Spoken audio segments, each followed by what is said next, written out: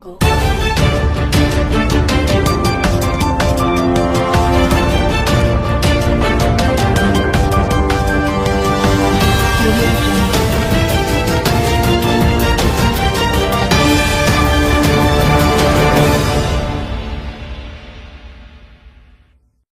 आपका India act 1935 लागू हुआ और 1936 में बाबा साहब ने लेबर पार्टी बनाई और 1937 में पहला इलेक्शन हुआ रिजर्व सीटों में।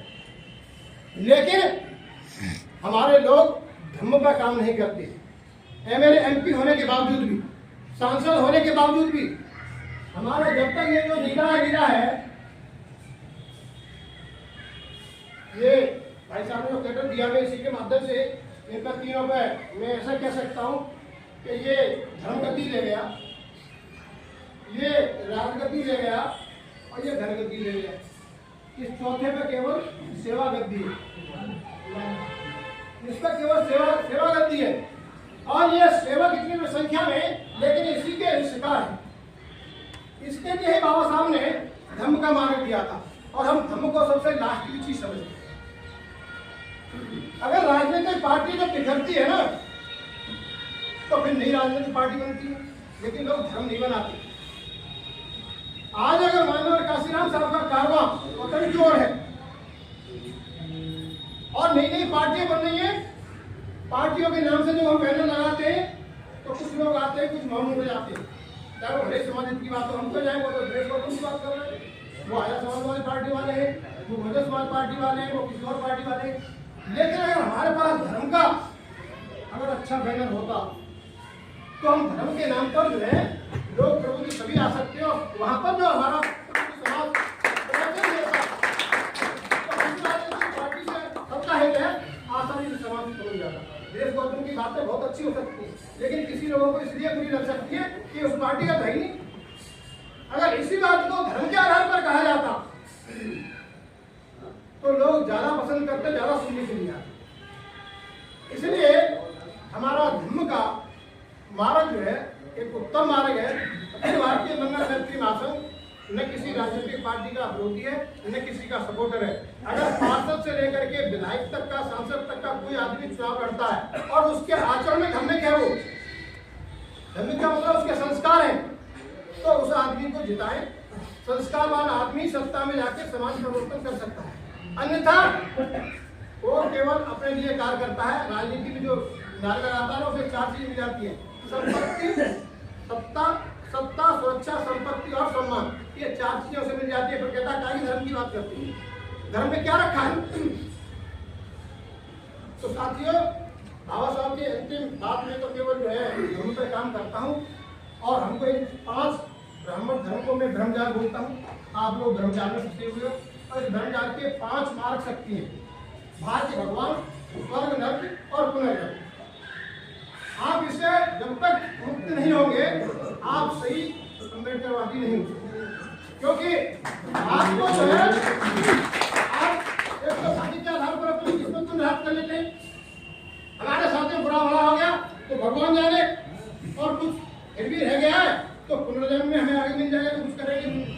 तो ये भाग्य, भगवान, स्वर्ग, नर्क और पुनर्जन्म, ये 5 मारक क्षमताएं ब्राह्मणवादी की एक भ्रमजाल है। इस भ्रमजाल से निकले और सब बात को जानने के लिए, तथागत के तथ्यों को समझने के लिए तथागत की शरण में आए। मेरा आप लोगों से यही अपील है। इसलिए मैं किसी राजनीतिक पार्टी का विरोधी हूँ। भाई साहब पार्टी बनाने आगे बढ़े, मैं इनके उज्जवल भविष्य की कामना करता हूँ, लेकिन यही अपील करता हूँ कि आपको पार्षद का चुनाव लड़ना पड़े, लड़ाना पड़े, तो वो ये भी कहें कि हम भारत को बौद्ध में बनाएंगे। जब तक भारत बौद्ध में नहीं होगा, आप इसी व्यवस्था में रहते हैं, आप सत्ता में आने के बाद भी इसी व्यवस्था में रहते हैं, और जब तक इस व्यवस्था में नहीं रह सकते, आप पैरल आ ही नहीं सकते। आप व्यवस्था तो सामाजिक व्यवस्था नहीं बनते। अभी देखिए, ये कॉन्स्टिट्यूशन वाली बात जो थी, एक सही मतलब होती है, ये 25 जो थी संविधान वाली प्रस्ताव वाली,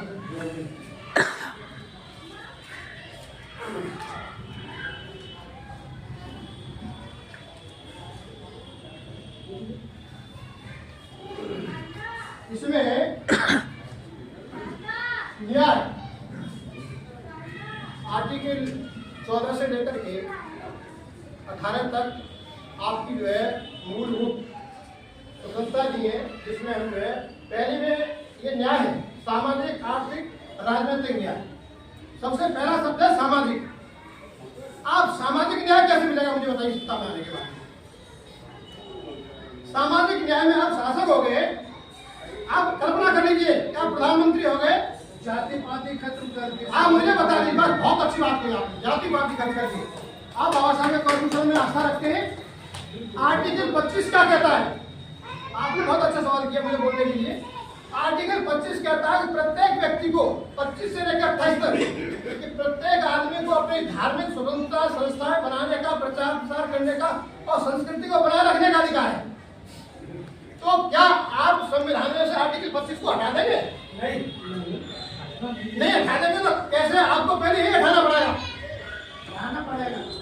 आपको पहले ही हटाना पड़ेगा। अगर आप आर्टिकल 25 नहीं हटा सकते तो वो तुमसे ज्यादा अपनी संस्कृति, सभ्यता, उनके धर्म को कैसे खत्म करते हो? आप अभी आंदोलन जो सत्ता में कर रहे हो तो संविधान को मिटाने वो भी नहीं बात करेंगे, आप संविधान के खिलाफ हो।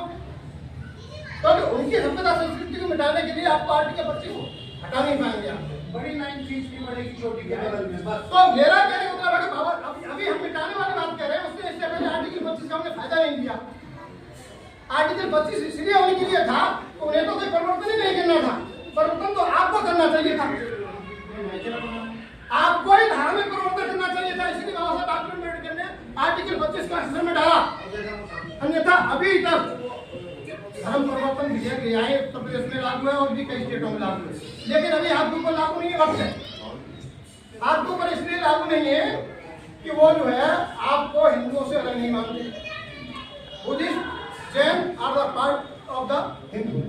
अभी आप भले बुद्धिस्ट ले लें, सर्टिफिकेट ले लें, लेकिन कोर्ट में जाएंगे, आपका हिंदू के आधार पर बंटवारा हो, पारिवारिक मैटर हो, तो वहाँ हिंदू मैरिज एक्ट से लेकर तो हिंदू लोग लागू होती है और बौद्ध लोग लागू नहीं होती। और हमारे अब तक जितने भी सांसद गए, किसी ने कभी बौद्धों की कानून बनाने के लिए आवाज नहीं उठाई, इसलिए नहीं उठाई तो सांसद खुद बुद्ध धर्म को नहीं मानते, मेरे खुद बुद्ध धर्म को नहीं मानते, वो कहते धर्म तो बाहर की चीज है। बाबा साहब डॉक्टर अम्बेडकर आपको अंतर्राष्ट्रीय जमात से जुड़ना चाहते हैं कि धर्म की ताकत जो